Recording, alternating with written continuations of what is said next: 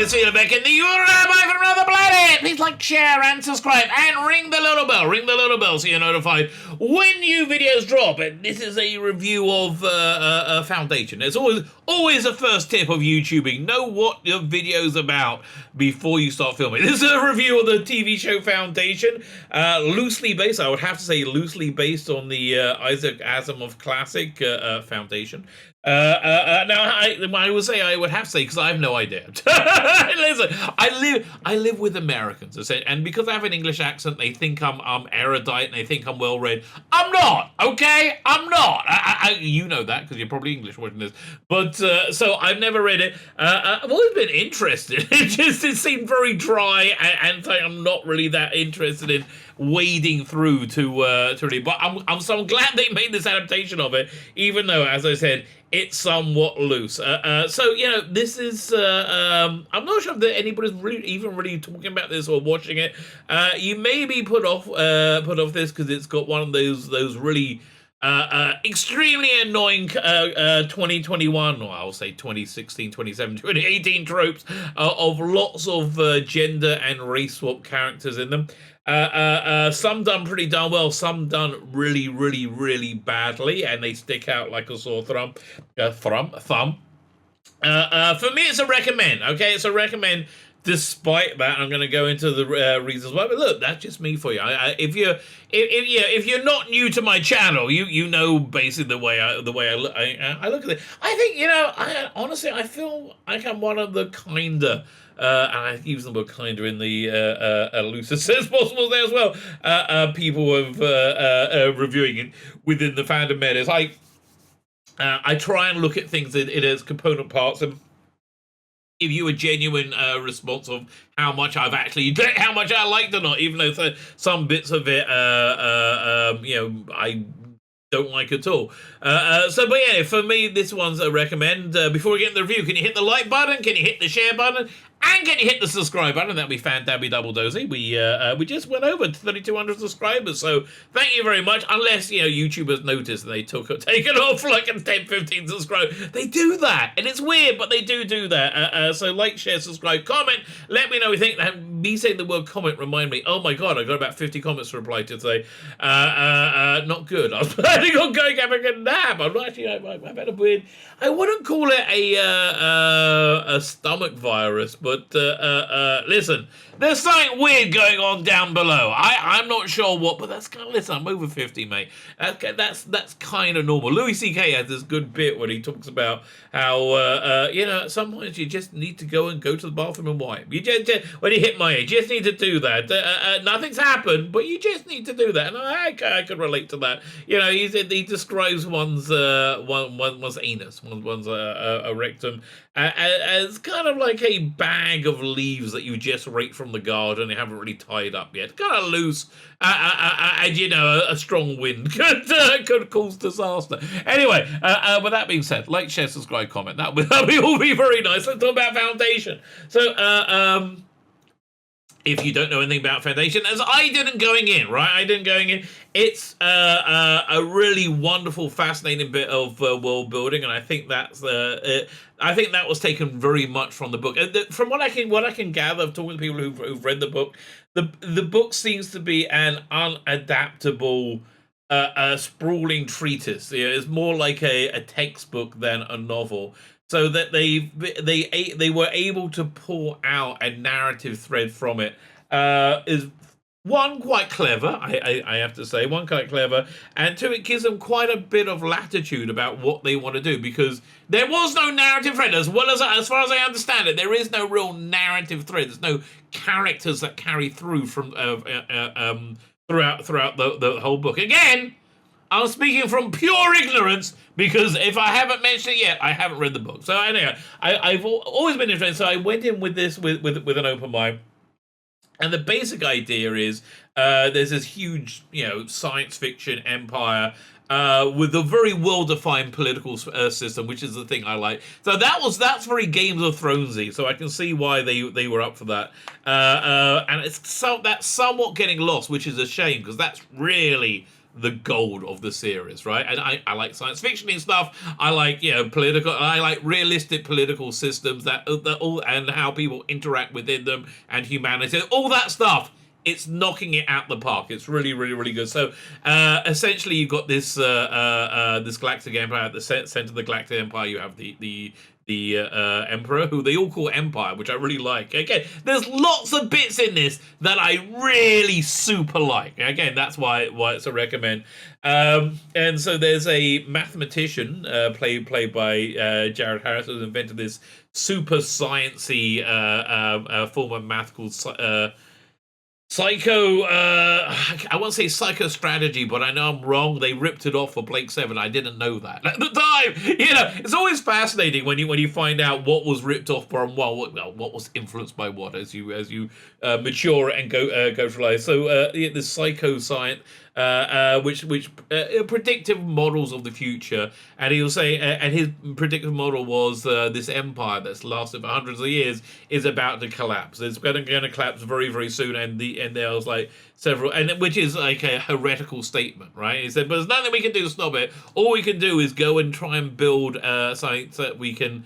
The 10,000 years of darkness or 100,000 years of darkness that's going to come after the collapse is really only 1,000 years. So yay us, and so his plan is to go and build a repository of information that the survivors of the apocalyptic crash will then be able to pull from. So that's essentially the first 2 episodes. I encapsulated. So let's talk about things I don't like first. So it jumps 35 years past it. It jumps around a few places in time, but it seems to be right now the main narrative thread is 35 years after there was this huge tragedy which made people think the reason that this guy Harry Seldon wasn't executed on the spot, which you do get executed for very, very quickly in the Emperor, was because there was this huge tragedy over many, many generations. They built this incredible space station and space bridge from the planet, which is called Trento, which is basically Earth. And then through some unimaginable terrorist act, that it is destroyed and killing hundreds of millions. It's killing literally hundreds of millions. Am I saying literally hundreds of millions or tens of millions? I don't know. A lot, right? A lot. That's basically the bottom line. So it's set, which is something that this guy was it Harry Seldon, the sort of thing that he predicted. But yeah, he was told a radical, told he was a radical, and exiled off to this planet called Terminus at the very edge of the galactic empire to build his foundation upon. Before he gets there, he's murdered. I have no idea if that's in the book or not. And his stunning and brave female protege, which he just met. So this is the first bit of 2021-ish, which really... for me, actually, it kind of worked. I really liked this bit of it. They made this character Gal Dornick. Was it a black girl?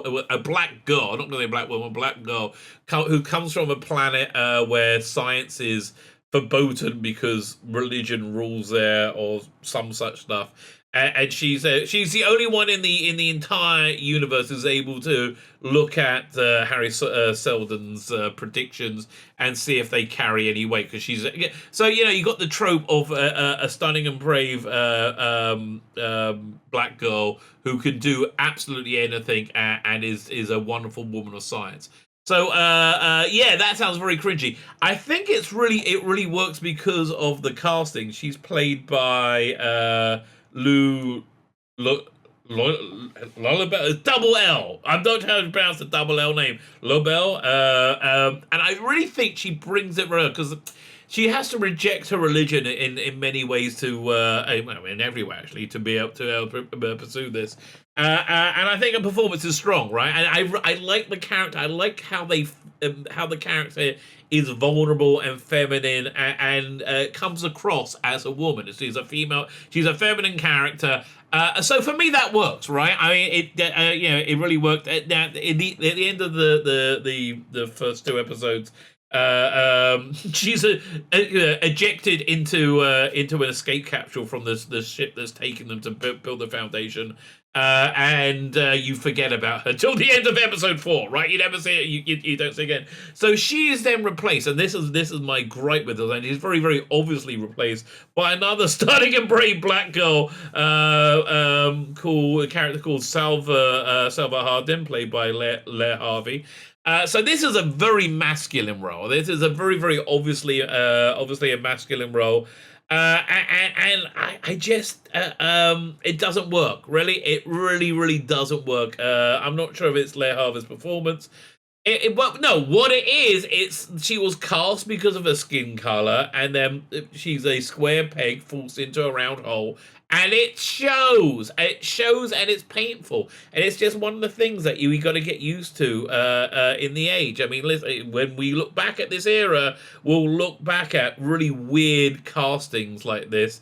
Like we look back at bell bottoms and platform shoes from the 70s TV shows. It's like that's a fashion, and it's just very, very repulsive to me, making a fashion out of somebody's skin color. It just, it's so racist. It's really, really vile. Because this is a classy production with it looks fantastic. Every part of this thing looks absolutely fantastic. It nearly scrapes by, but it is grating. It's very, very grating. So her role is essentially they when they get to this Foundation planet, it goes. It's a 30. This planet called Terminus, where they're going to build a Foundation. There's already this like weird structure. There's a weird floating tower thing. That nobody can go near. When you try and go close to it, you pass out and you vomit. And the kids have a game of trying to get as close to it as possible, but before they collapse. They have no idea what it is. What I can surmise is it's somehow tied into Harry Seldon's plans, who is brown bread by this point, and he was killed on the way to Foundation. Again, I have no idea if that was it in the book or not. But the vibe I'm getting is this is the repository of information that he wanted to build, all right, or some from some. So I'm intrigued. It's an interesting mystery. I'm intrigued. What I'm not interested in this character Salvadin is who's a second generation colonist, in the Foundation, is the only one able to go close to it and go inside it and has some connection with it. And again, this is like the girl who's the key to everything. It's so. I mean, you got away with it once, Foundation. Okay, you got to. And I was on board with it, and it was good. Why? Because the execution was excellent, right? Twice it's really, really, really vile, right? It's really, and this should have been a male character, and I think you probably would have done a lot better if it was a male character. So this is really enough for me to be out of a show, right? So I'm like, I'm not interested. So what's keeping me in is everything else. The first thing, the world building is freaking tastic. I love the sci-fi-ness of it. You've got these things like these personal shields that surround the Emperor. That means nobody can touch them unless you go very slowly. It repels kinetic energy. So there's quite a good love scene at the beginning of episode 4 with that, where he has. I mean, everybody worships and adores the Emperor. There's quite where he has a 24-hour love slave who's very, very happy to be the Emperor's love slave. Apparently, good work if you can get it. He shows her how to like touch him by pushing slowly and gently, and I see the sensualness of that, right? And what I like about it is you actually get an idea of the reality and the humanity of living within that type of world. But the thing that makes this an absolute tour de force is Lee Pace. Lee Pace plays the Emperor, and it's a really, really interesting Emperor because this Emperor, was it Cleon? Decided he was so freaking awesome. He was so wonderful as an Emperor. He should be Emperor for always. So what happens is there's always 3 Emperors. There's always 3 clones of him. You have an old one, a I wouldn't say middle-aged, a primal one, and you have a young one, right? That I find fascinating because they eat together and they mirror each other's movements. They're very much the same person, right? So you have there's Brother Dawn, Brother Day, and Brother Dusk. The young one is Brother Dawn. The middle one is Brother Day, and the older one is Brother Dusk. So the main emperor, the leader, is Brother Day. Brother Dusk is like a equally an emperor, but he's more of a senior advisor. He's the one who goes off planet and negotiates. And Brother Day and Brother Dawn is young, and essentially they form a family and they raise themselves, right? So because this is set over an extended period of time, you have these three clones aging, and you get to see their life cycle. It was absolutely fascinating when they get too old. And I'm assuming this is the age of the first emperor, the first Cleon, the one who was the original one. Because when you reach a certain age, you get retired. You become brother Knight. Yeah, become Brother Knight, and then are euthanized. You're evaporated with the laser. I would have thought, why wouldn't it get? Because there's something when you birth a new clone, you can only be three. There's a lot of lore here which I don't understand and I don't know about, but I can see it's there, and that's what makes it work, really. So I don't understand why they didn't get the Brother Dusk and put him off in a private castle. They can't leave, and they can just die of natural causes.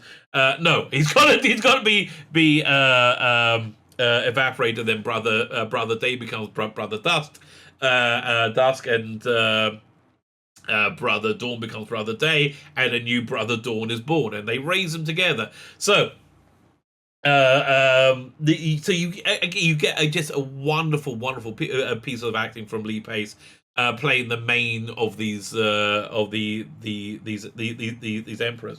So what happened in the beginning? We had this big terrorist attack at the same time these two alien races were visiting. And they both people taking part in this terrorist attack use the languages of both these alien races, so they were eventually blamed for them. So Brother Dusk at the time will say, no, we should show grace and mercy. We shouldn't rush the judgment. But Brother Day is looking around at the devastation. Is like, no, this has to be answered. And so they release their fleets on the two worlds and just decimate them. Right? You find out a lot more what actually happened in episode 4. But they absolutely decimates them and keeps the ambassador alive after killing the rest of the ambassadorial team, so they could see the devastation, right? So what essentially happened was initially 50% of the population is wiped out. And then the atmosphere is on fire, and then like another 20% dies over the next year, and so you don't have many people left. And these are very, very crippled planets, and they're called the Barbarian planets now. I'm not sure if they were always called that. So at the time this happened, the Brother Dawn was 7 years old, and now 35 years later, he's Brother Day. He's in charge, and there's a lot of recriminations he has against Brother Dusk, who was Brother Dawn at the time.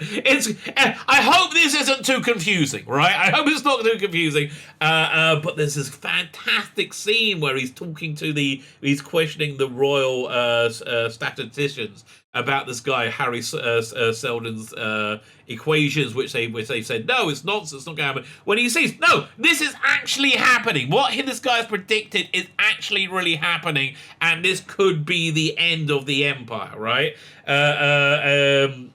Just absolutely fantastic scene. Honestly, this performance makes it worthwhile in of itself. But again, I do like the world building. I do like the world they're putting together. So essentially, where we are right now at is some spaceships have turned up around this world terminus where they're building foundation. 35 years after it started, right? the Star Bridge was blown up. Star Bridge, that's what they called it. And it turns out that they are from one of these worlds that was decimated. And what they say they want is the navigational computer from the the colony ship that landed there. So they can escape and try and find a new world. But at the same time, you got there's a was it a religious rebellion going on against Empire as well. I won't go into detail, but it's really not worth it because it's really much better seeing it. But I'm intrigued. Again, I am intrigued. It's a really interesting show with going in a really interesting direction with really interesting ideas. The only thing against it is this character, was it Salvahardin, which is a problem because they put her front and frickin' center, who was very, very clearly cast against type because she's a young black woman. Which is such a shame because otherwise this would be a freaking perfect show. I mean, even with the other stunning and brave girl, little black girl who's the key to everything. Oh man, honestly, I just wish people in the entertainment industry weren't so insanely racist, right? That would make my life so much better, right? But that's just where we are in 2021. So anyway, as I said, I hope I haven't spoiled it too much, but for me, this is a strong recommend. It's something I really think you should check out. It's a very, very classy production, fantastic special effects. I would say it's totally worth your subscription to Apple TV Plus. I'm actually quite enjoying Ted Lasso as well. So there's a few things on there, but it's $5 a month. It's 100% worth it. If you want to wait till it finishes and binge a season, it's so worth $5. My name's Tzvi Lebetkin, the Rabbi from another planet. Please like, share, and subscribe, and ring that little bell. Ring the little bell so you're notified when new videos drop.